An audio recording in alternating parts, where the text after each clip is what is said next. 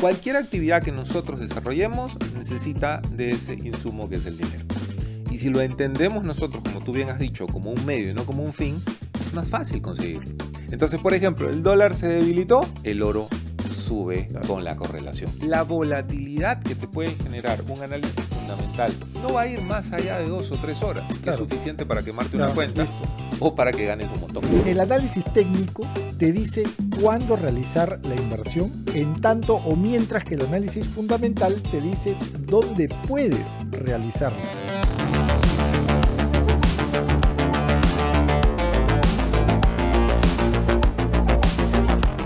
Hola Latinoamérica, bienvenidos a Maestros del Dinero, la ruta para dominar tus finanzas. Únete a nosotros para conocer de manera amigable los aspectos básicos de las inversiones.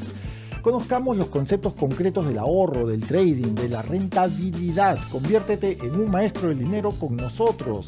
Nos acompaña como invitado el autor, inversionista y speaker en finanzas, Walter Izaguirre. Bienvenido, Walter, a Maestros del Dinero. Gracias por tu tiempo. Muchas gracias, Eduardo. Encantado de estar acá para conversar sobre los principales conceptos que las personas tienen que considerar a la hora de hacer trading. Soy Eduardo Recoba, economista, e iniciamos esta nueva versión de Maestros del Dinero.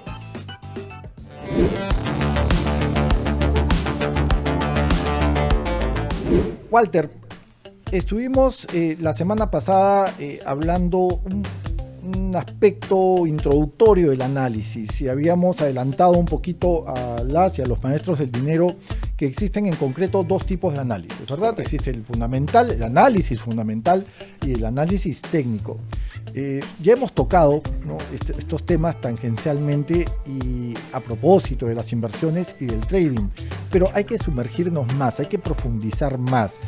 Estos dos grandes grupos de análisis, Walter, empieza dependiendo, ¿no es cierto?, de la literatura, empieza por ya sea el análisis fundamental o el técnico. Pero a ver, si hablamos de análisis fundamental, básicamente y en concreto estamos hablando de una metodología que va, digamos, o tiene como objetivo conocer el hábitat macroeconómico, ¿no?, el entorno desde donde operan, por ejemplo, determinadas empresas que queremos añadir al portafolio, ¿no? Entonces, vamos a hablar de todo ello de cara a construir un portafolio, una cartera de inversiones. ¿Cuáles son los indicadores, sobre todo los indicadores sobre resultados que podemos utilizar, Walter? ¿Te parece si separamos el análisis fundamental de mediano y largo plazo del análisis fundamental de corto plazo? Claro que sí. En el primer punto, si nosotros hablamos de un análisis fundamental para un portafolio que tú, que yo, que nuestros amigos pueden tener, donde van a comprar algunas acciones y van a mantenerlas en el tiempo, entonces tú lo que tienes que conocer, tal como lo dice la palabra, son los fundamentos de la empresa, que es un poquito más complejo desde el punto de vista contable, desde el punto de vista financiero, ver los ratios de endeudamiento, ver todas esas cosas que inclusive a mí, que soy financiero, no me gusta ver. Esa es la parte de mediano y largo plazo. Invierto un poco más de tiempo en hacer el análisis y dejo que el instrumento siga corriendo, ¿correcto?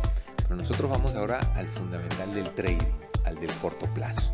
Ese que puede mover la aguja muy rápido hoy día y mañana puede regresar a su propio estado normal. En ese análisis fundamental que nosotros a veces le llamamos incluso el trader de noticias. Claro. El trader de noticias busca el análisis fundamental. ¿Qué cosa es? Tú me vas a ayudar porque tú como economista tienes más concepto en ese punto. Por ejemplo, la semana pasada o hace un par de semanas más o menos ha habido un reporte de lo que ha sido la tasa de interés o la reunión de la famosa FED. Para todos los amigos, la FED es la Reserva Federal de los Estados Unidos. Es el Banco Central de los Estados Unidos. Y además, Walter, no es que sea un banco. En realidad es un sistema de bancos. Son 12 bancos centrales federales que existen en Estados Unidos. Y efectivamente la tasa de referencia de corto plazo es o ha estado pues en medio de la noticia, ¿no? Está ahí jugando. Entonces los traders utilizamos ese indicador porque cuando, por ejemplo, ¿no?, se sube la tasa o se baja la tasa o se considera que se va a subir en el corto plazo o se considera que se va a bajar en el largo plazo, algo sucede. El dólar empieza a moverse. Claro. Ya sea hacia arriba. O se fortalece o se debilita. O sea hacia abajo. En función a la tasa. Y hay algo que nosotros entendemos ahí que es la famosa correlación. La correlación entre el dólar y el instrumento que tú vas a empezar o que estás haciendo trading. Por ejemplo, yo que hago trading con oro. Eso te iba a preguntar. Cuando baja, y hubo tremendo subidón del oro, acuérdate claro, que hemos estado viendo esto, ¿no? Los techos fueron de 2000, corrígeme, 2190. 195. Claro. Y está como, la onza Troy, como una resistencia a 2200, que ahora vamos a conversar sobre eso también.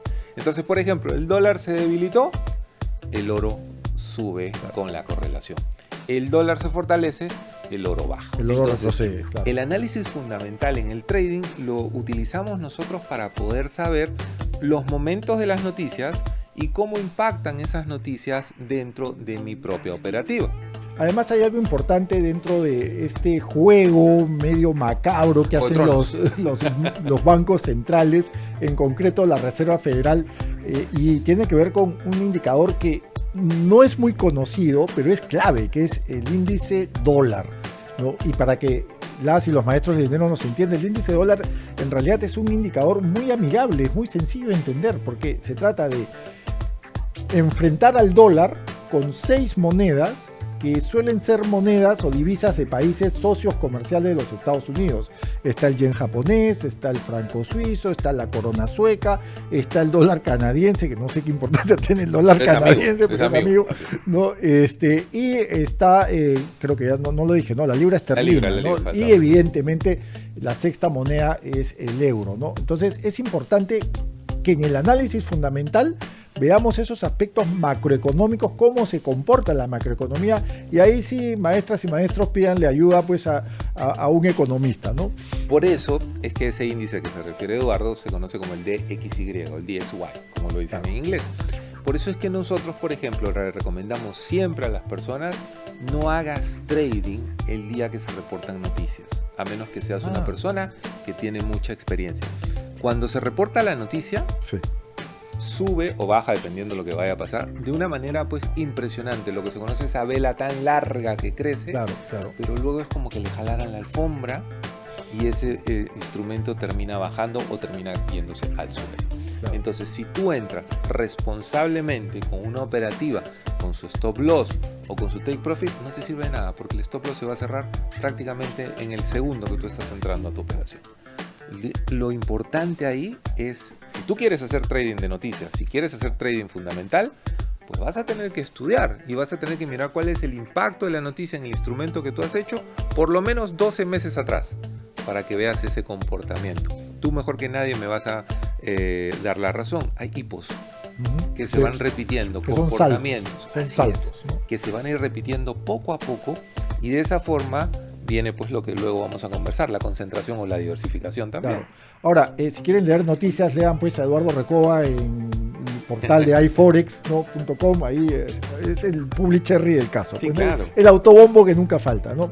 Ahora, de lo macro, en el análisis fundamental, Walter, pasamos un poquito entramos al mundo del análisis de las empresas, ¿no es cierto?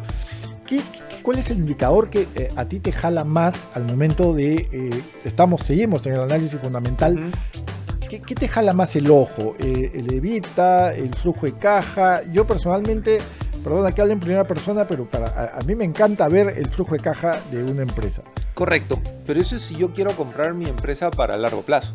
Ajá, ya. O sea, para eso, para mi portafolio. Si tú me preguntas, Walter, tu portafolio de jubilación, yo tengo un portafolio de jubilación, el cual voy todos los meses, digamos, comprando parte de unas acciones o lo que fuere. A mí lo que me gusta mirar siempre es igual, el flujo de caja, porque eso me dice a mí la liquidez, eso me dice a mí cómo va comportándose la empresa en el tiempo. Buenísimo. Tú puedes tener un ratio muy grande de endeudamiento y eso no significa que la empresa vaya a estar mal. Así es. Porque la empresa se puede endeudar para invertir y ganar más. Y mientras tenga caja, no hay mayor su gasto financiero. Pero el día que no hay flujo de caja, la empresa desaparece. Ahí es el problema. Entonces, ahí eso es un poco para el largo plazo. Para el trading, solamente les recomiendo a las personas, si van a utilizar el análisis fundamental, solamente hay que estar mirando cuál es el impacto de la noticia que ustedes estén esperando respecto al índice de XY o de XY. Claro. Le decimos de XY como un slang, ¿no? Claro. Pero el de XY, porque eso va a empezar a mover el eurodólar, va a empezar a mover el oro, va a empezar a mover cualquier tipo de instrumento que esté relacionado en el corto plazo. La volatilidad que te puede generar un análisis fundamental dentro de lo que es, vamos a decir, la temporalidad de tu operación, sí, no va a ir más allá de 2 o 3 horas. que es suficiente para quemarte una cuenta, listo, o para que ganes un montón. Claro. Entonces eso es importante. Luego ya el indicador técnico, siempre los traders decimos, ¿no? Nuestro análisis técnico que nos ayuda a predecir el movimiento del instrumento queda, entre comillas, pausado cuando viene una noticia. Claro. Porque no tiene ningún tipo de relación futura, ¿no? Ahora vamos a hablar del análisis, a propósito de lo que acabas de decir, análisis técnico, ¿no? Que es básicamente observar. No vean, hay que observar. Es muy distinto ver Totalmente. a observar, ¿no? ¿Y qué cosa observamos en el análisis técnico? Básicamente gráficas, básicamente cuadros, y dentro de esa observación hallamos, ¿qué cosa? Tendencias. Walter, explícanos un poquito, por ejemplo, con el tema de las velas japonesas, cuándo es demanda, cuándo es oferta. Correcto.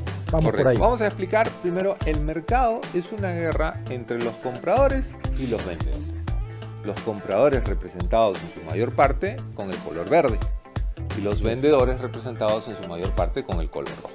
En las velas japonesas. Las velas japonesas. Hay algunos traders que les gusta ponerle blanco, negro. Eso ya va a depender del gusto, porque tú le puedes poner el color que quieras a la vela. Pero mundialmente, en toda la literatura, vas a encontrar siempre el verde que representa al comprador y el rojo que representa al vendedor. Entonces se convierte en una guerra el mercado entre quien compra para que suba el precio. Así es. O quien vende para que baje el precio. Claro, para que presione, ¿no? Para que Por presione eso es poco, que nosotros le llamamos short para poder ir en contra del mercado, o le llamamos long cuando el precio sube. Así es. ¿Qué cosas me dicen las velas japonesas? Las velas japonesas tienen un cuerpo y tienen una mechita. Dos mechitas. ¿No es cierto? Sí. Una mechita arriba, una mechita abajo. ¿Correcto?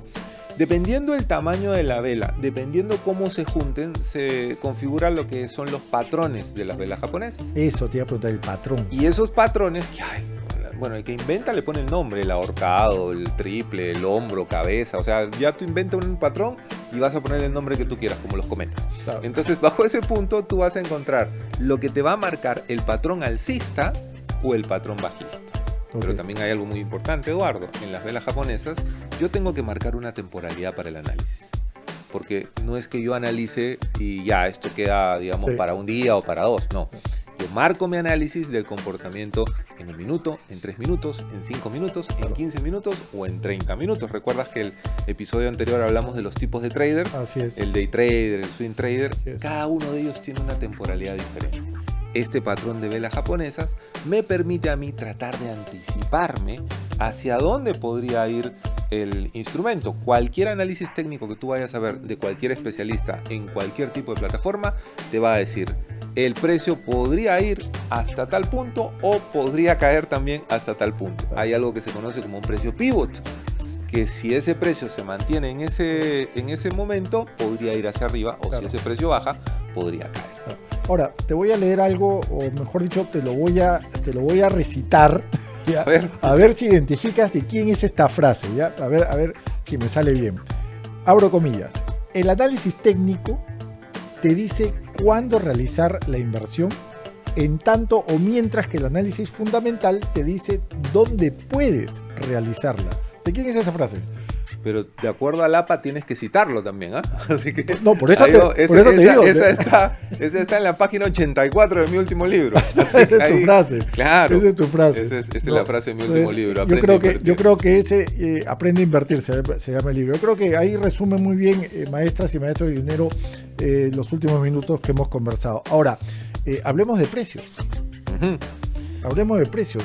Hay dos grandes dimensiones que hay que conocer al momento del trading, ¿no? El precio de soporte y el precio de resistencia, ¿no? Los precios de soporte ocurren con esa dinámica donde la demanda, digamos, vamos a decirlo así, supera la oferta, ¿no? Y el resultado es un precio con impulso al alza. Y la resistencia es cuando al revés, ¿no? La oferta supera la demanda y eso decanta pues en un precio a la baja. Detallemos esa interacción, por favor, Walter. Justamente un poco el punto es bien interesante, porque venimos de hablar sobre el tema de las velas japonesas. Entonces, cuando tienes una velita japonesa, vamos a imaginarnos roja, pequeña, el cuerpo pequeño, y luego te va a seguir un cuerpo más grande de la vela verde, que serían los compradores. Vela verde suena raro. Es que para Latinoamérica, por lo menos, no sé si en muchos países, perdóname, pero acá en Perú decir vela verde es como decir, oye, mi jefe me dijo la vela verde hoy día. Me llamó la atención. Me llamó la atención. No sé cómo sea en México, en Argentina. Pero en el trading también te llama la atención la vela verde para poder comprar. Entonces se marca una tendencia alcista. Entonces, ¿qué sucede? Tú tienes que ir manejando. Recuerda que en el trading nosotros buscamos beneficiarnos de los precios, ¿no es cierto? Ya sea la subida o sea la bajada. Entonces tienes que ir encontrando esos famosos soportes y resistencias para que tú sepas en qué rango te vas a mover. Claro. Imaginémonos así, vamos a poner un precio que no tiene sentido, pero imaginémonos pues el oro en 2050. Correcto. Y vamos a ver que está tratando de vencer su siguiente resistencia para poder pasar a 2100. Ajá, ¿Cuál es su siguiente resistencia? Vamos a ver 2080. Una vez que llega a 2080 tiene dos posibilidades. Rebota, y ahí es donde los traders agarran y ven la oportunidad de entrada. Dicen, ok, no está pasando la resistencia, va a rebotar y va a caer. Y entras en una operación en corto. Por eso es que es muy importante que conozcamos nosotros siempre cuál es el soporte en el momento y cuál es la resistencia. Al revés, empieza, por ejemplo, vimos que no llegó a 2100 porque empezó a bajar el precio. ¿Cuál es el último soporte? El último soporte es 2060. Hoy día en la mañana, por ejemplo, estaba a 2061 el último soporte. Llegó a caer hasta 2052. Tú ves que vence ese soporte, entras otra vez a la operación. Correcto. Y vas manejando esos rangos. Los soportes y resistencias son totalmente dinámicos. Siempre van cambiando cada 30 minutos, cada 4 horas, cada día. Tú tienes que estar siempre atento. Hacer trading no es un juego. Hacer trading es un tema de disciplina, es un tema de mirar, es un tema de estar siempre informándonos y de dominar un poco estos conceptos de análisis técnico y fundamental. Ahora, en este segmento, vamos a hablar de dinero. Hemos estado hablando de dinero todo el tiempo, pero ahora vamos a hablar de dinero de manera más profunda. A ver, empecemos por decir algo que creo que tiene que quedar claro, ¿no? El dinero es un medio, no es un fin, ¿no? El dinero no tiene que, someternos, ¿no? El dinero no tiene que ser parte de un sometimiento. Y existen diferentes conceptos del dinero, ¿no? Hay un concepto desde la economía monetaria y bancaria que no lo voy a mencionar porque se me van a dormir, ¿no? Pero sí es un medio de cambio, unidad de cuenta, unidad de valor, medida estándar. Ciertos requisitos que tiene que cumplir el dinero: homogeneidad, legalmente reconocido, ¿no? De curso legal, divisible, ¿no? El cash, el sencillo, transportable y de muy poco deterioro. Pero el dinero, Walter, debe de crecer en el tiempo. Me parece que eso fue también una máxima, un moto, un mantra de este programa. ¿Por qué debe de crecer en el tiempo y sobre todo cómo? Tú sabes que me salgo un ratito del tema, pero siempre me preguntan, ¿no? O siempre está ese debate si el dinero compra la felicidad o no compra la felicidad. No la compra, pero yo soy un convencido que no la compra, pero que te evita tener un montón de momentos infelices. Ajá. Entonces ahí entras pues en un proceso medio extraño, pero es cierto. Sí. Cualquier actividad que nosotros desarrollemos necesita de ese insumo que es el dinero. Y si lo entendemos nosotros, como tú bien has dicho, como un medio y no como un fin, es más fácil conseguirlo. Claro. Y si tienes la herramienta de la educación financiera acompañándote, pues esto va a ser algo más sencillo. El dinero tiene que circular. Recuerda que por eso conversamos en un momento que le dicen circulante. Tiene que circular, tiene que ir de una mano a otra para que no pierda valor. Tiene que ir moviéndose. Bajo ese punto, y me hiciste acordar hace un rato que citaste mi libro, hay algunas fases que creo que no sé si las conversamos y las decimos rápidamente, donde nosotros empezamos a entender cómo ese dinero puede ser parte de nuestra vida. La primera fase es cuando tomamos contacto con el dinero. A partir de los 18, contacto real. Claro. Porque antes tomamos contacto a través de nuestros padres y no te importaba si lo gastabas o no. No vale. Entre los 18 y los 35 años es esa fase de acumulación, donde empiezas no solamente a acumular dinero, Eduardo. Todos hemos acumulado experiencias positivas y negativas respecto al dinero. Equivocarte a 1000. Luego la fase de consolidación, entre los 35 a los 50 o 55 años, poco más, poco menos. En esa fase de consolidación es tu edad más productiva, donde más ganas, donde mejores condiciones puedes tener y donde puedes acceder al dinero de una manera más sencilla. ¿Cuál es el punto? No repetir los errores que tuviste en la primera fase, porque en la primera fase era experimental. Correcto. En esta solo me enfoco a lo que yo sé, solo me enfoco a lo que me puede generar el patrimonio que empiezas a construir ahí. Y la tercera fase es la de protección. a partir de los 55 o 60 años, donde ya he conocido muy bien cómo funciona el dinero en mi vida y yo puedo escoger diferentes tipos de instrumentos que me pueden ayudar a seguir invirtiendo. Una persona de 80, de 70, de 65 años puede seguir invirtiendo, por supuesto que sí, pero con instrumentos que tengan mucho menos riesgo y mucho menos volatilidad para que siga creciendo el dinero. Y hablando de protección, a ver, yo te suelto un par, ¿no? de dimensiones o de formas o de metodologías para proteger el dinero y ahí tú me sigues. Dale. A ver, yo arranco. Hay que invertir de momento lo que no necesites, ¿no? Y los excedentes como ahorros, ¿no? La otra es fijarte, pues, lo que ustedes, los traders, llaman un stop loss, ¿no? Que es decirle al mercado, hasta acá nomás, compadre, hasta aquí llego, muchachos, más allá es riesgoso. ¿Qué otras maneras hay para proteger tu dinero? Cuando uno va a invertir, hay que separar lo que es inversión y lo que es operar. En las inversiones buscamos, y hay de todo tipo también, ¿no? Mediano plazo, largo plazo, riesgo pequeño, riesgo más alto, etc. Cuando hablamos de operación, es el tema del trader. El trader no se quiere quedar con el instrumento en la mano. Quema, pica, te puede hacer perder el dinero. Yo he visto muchísimas personas, me ha pasado a mí en mis inicios, que tú estabas ganando un montón y en un ratito te fuiste, volviste, no seteaste tus indicadores, regresaste y ahora estabas perdiendo más de lo que habías ganado en algún punto. Por eso es que, como habíamos conversado en alguna oportunidad muy tangencialmente, existen dos cosas que son fundamentales en cualquier persona que va a operar y va a hacer trading, que son el stop loss y el take profit. Si nosotros no ponemos un stop loss y un take profit, vamos a tener muchos problemas. Déjenme contarles rápidamente una experiencia personal cuando recién empecé a hacer trading hace muchos años. Yo siempre operaba el oro, y lo operaba en el mercado asiático. Cuando eras joven y con ilusiones. Todavía me siento un poco joven ahí. Entonces, operaba en el mercado asiático. Y el mercado asiático es en la noche para nosotros acá en Perú. Sí. Entonces, el mercado de los que más mueve el oro es el mercado europeo a través de la Bolsa de Londres. Tiene mucha volatilidad en ese punto. 3 de la mañana, 2 y media de la mañana, hora de Perú. Yo veía al día siguiente cuando me levantaba que el precio había subido un montón. Sí. Y que después a las 6, 5 de la mañana que estaba despierto había bajado. Entonces yo decía, tengo que estar despierto a las 3 de la mañana, 2 y media de la mañana para poder ganar plata. Y no, pues era tan simple como encontrar este indicador que es el take profit, que lo único que tenía que hacer es poner el precio al cual mi análisis me decía que podía llegar y se cerraba automáticamente y amanecía feliz, sonriendo, con una ganancia asegurada. O de la otra forma, setear tu stop loss y no darte cuenta que si tenías una cuenta de trading de $500, pues al día siguiente esa cuenta de trading valía 100, porque había bajado un montón. Lo que teníamos que hacer era decir, tengo $500, estoy dispuesto a perder 5%, no es una recomendación de porcentaje o de gestión de riesgo, solo es un ejemplo educativo ahora. Estoy dispuesto a perder 5%, entonces al día siguiente puedo amanecer con una operación que perdió $25. Claro. Pero mi cuenta sigue, pues, vamos a decir, grande como para poder recuperarla y poder seguir avanzando. Esa es la importancia de esos indicadores. Si producción me da un minuto antes de cerrar el programa, mencionábamos fuera de cámara que hay una divergencia muy interesante entre los traders y los economistas, ¿no? Para un trader la concentración, no digo que sea una virtud, pero suele ser atractiva. Para un economista nos dices concentración y nos escandalizamos, ¿no? Porque para nosotros es diversificación, ¿no?